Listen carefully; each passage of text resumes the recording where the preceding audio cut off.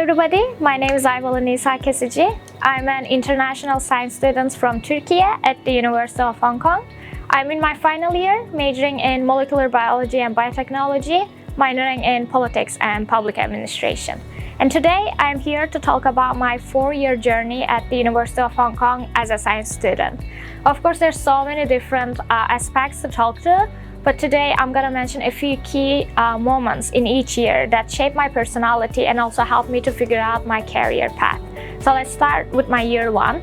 In year 1, I really appreciate that I became the HKU student ambassador as well as the science faculty student ambassador, because thanks to these two programs, I met so many people from different faculties, different backgrounds all over the world.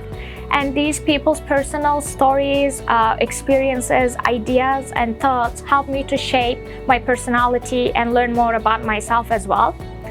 Also, I really appreciate the Science Common Courses, or CCs as you may know, that I took in my first year, because they were not that challenging but pretty interesting and entertaining, and they helped me a lot to figure out which kind of biological area that I want to focus on. And therefore, in my second year, I confidently declared my major as Molecular Biology and Biotechnology, because I knew that's what I wanted to study. And I really like the flexibility of science faculty, that we can combine our major with different majors or minors from even different faculties.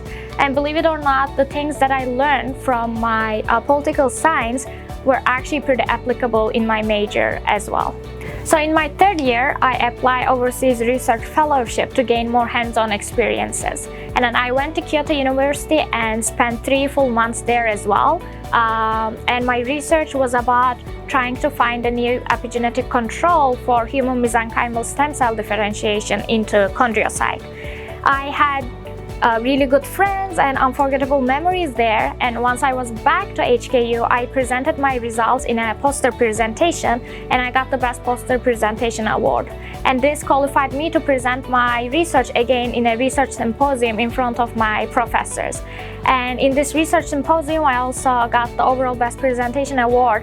And these accomplishments motivate me a lot to do my final year project in year 4 in David Lee's lab. And this lab is focusing on chemical epigenetics, and I'm still working on epigenetic modifications to write my thesis.